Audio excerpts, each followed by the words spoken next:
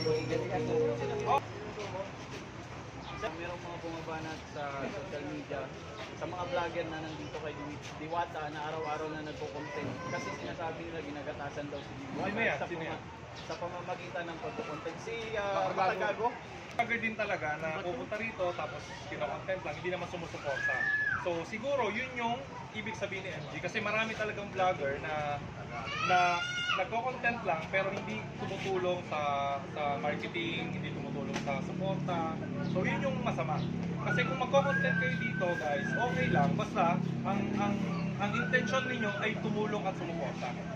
I-vlog nyo, give review, tapos sabihin nyo, mag-invite kayo ng friends nyo, yun yung maganda suporta. Kasi hindi mo rin talaga maiwasan. Kahit ako rin, makikita ko yung gano'n, this time ko rin talaga. Sa pumunta ka rito, content mo lang, wala ka namang binigay na feedback, hindi ka nakatulong sa negosyo. Kung pupunta ka dito, tutulungan mo si Diwata, mas mapalaki pa yung reach niya sa social media, eh di maganda. Kasi yun. Marami kasing taong gano'n eh, maraming vlogger kasi na, syempre hindi siguro yung mga vlogger na tinutukoy ni MG, baka hindi rin naman masama yung intention. Baka kasi hindi sila negosyante mag-isip. Marami kasi vlogger na gano'n. Siguro in time, matutunan din nila na yung ginagawa nila dito ay masama. So yun lang, please, sa lahat ng content creators to hindi lang kay MG, hindi lang sa mga bago. So make sure, kung pupunta kayo dito, pwede kayong mag-content, pwede nyo ipakita lahat, pero make sure na papalitan nyo yun ng pagsuporta. Ano yung pagsuporta? Promote yung negosyo, promote nyo kung ano meron dito, magbigay kayo ng honest review sa pagkain para mas maraming tao ang ma-encourage na pumunta pa dito. Yun yung maganda. Okay? Pero pupunta kayo dito, i-content nyo lang, lalagitin nyo lang, hahanapan nyo lang ng butas, sisaraan nyo lang yung tao, eh wag na. Huwag nyo nang gawin. So depende sa intention. Alam mo sa internet kasi, kapag sikat ka, na-expose na lahat ng mali mo. So yun. Depende na lang sa perspective, lalo na ikaw, lalo na kayo, nanonood ngayon, na kung ano naman gawin ng tao, nasa iyo naman yun kung paano mo siya tatanggapin eh. Mainggit ka ba o susuporta ka? Dalawa lang yan. So pili na lang kayo. Ayun. Natikman ko kanina, masarap siya. So marami nang gumagaya sa kanya eh. Diba? Hindi naman mag-stay kayong lahat dito. Hindi ganun kahaba yung pila kung hindi naman siya masarap eh. So yun, tulungan natin si Diwata, kailangan niya ng tulong natin kasi isa siyang magandang halimbawa sa lahat ng Pilipino na naglakas ng loob magnegosyo. Kasi hindi po biro yan. Ako po, negosyante ako at ilang taon kong nakuha kung ano man po yung meron ako ngayon. Hindi biro yan. Okay? So yung na-achieve ni Diwata ngayon sa buhay niya is ano to, history to. Wala pang ganyan ngayon. Kaya nga nagkakagulo yung internet ngayon. Sino ba yan? Bigla siya sumulpot. So, suportahan natin. Okay, suportahan natin kasi ngayon sa internet mas marami pang tao.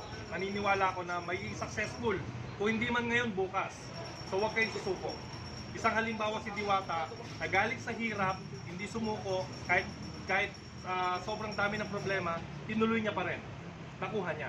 Ang problema kasi sa mga Pilipino sa atin ngayon, maraming problema, hihinto ka, titigil ka. Yun naman ang problema eh. Ang buhay, lahat tayo magkatagumpay kung hindi ka titigil eh. Diba? Kasi magsasawa yung failure sa'yo eh. Makulit ka eh. Sino ba tong tao na to? Si Raulo to, makulit to ah. Hanggang sa ibigay niya sa'yo. Kaya kayo, kung nagtataka kayo, wala pa kayo nararating, parang takot kayong sumubok, tuloy nyo lang. Tuloy nyo lang. Kasi ako, marami rin akong failure sa buhay. Magulang ko, di ba, iwan pamilya. Hindi ako sinuportahan. Umalis ako, nag-explore ako. Kasi naniniwala ako sa sarili ko na may kaya akong gawin eh. Pinanindigan ko yon. Marami akong kaibigan na hindi sumusuporta dati na ngayon lang sila bumalik. Kapatid mo, pamilya mo, kamag-anak mo, sisiraan ka niyan. Ayaw ka niya magtagumpay. Kasi ayaw ng tao magtagumpay ka. Kasi kapag nagtagumpay ka, makikita nila yung failures nila sa sarili nila. Hindi nila kasi tayong tanggapin eh. Tayo kasi, yung mga taong lumaban. Sila yung mga nag-quit. So pipili kayo, lalaban ka ba o mag-quit ka? Puro problema tayo. Akala nyo ba porket sikat kami, kilala kami, sa tingin ninyo, wala kaming problema? Mali yun. Habang umaakyat ka ng level ng buhay mo, pahirap ng pahirap yan. Palaki ng palaki yung expenses. Yung problema mo marami. Mas marami kang taong tinutulungan. Iba't ibang tao, maraming problema yan. Paano mo tutulungan lahat yan? Diba? So one step at a time. Basta laban. Laban, okay? So kung meron ako may iwan sa inyo ngayon, kung meron kang pangarap, kayo sir, kayo anak nyo, or tuloy nyo lang. Tuloy nyo lang. Mahirap talaga eh. No choice eh. Di ba? Tuloy nyo lang. Naniniwala ako magtatagumpay kayo katulad ni Diwata. Okay? Thank you, Idol. Okay. Babalik kami dito. Thank you, Idol.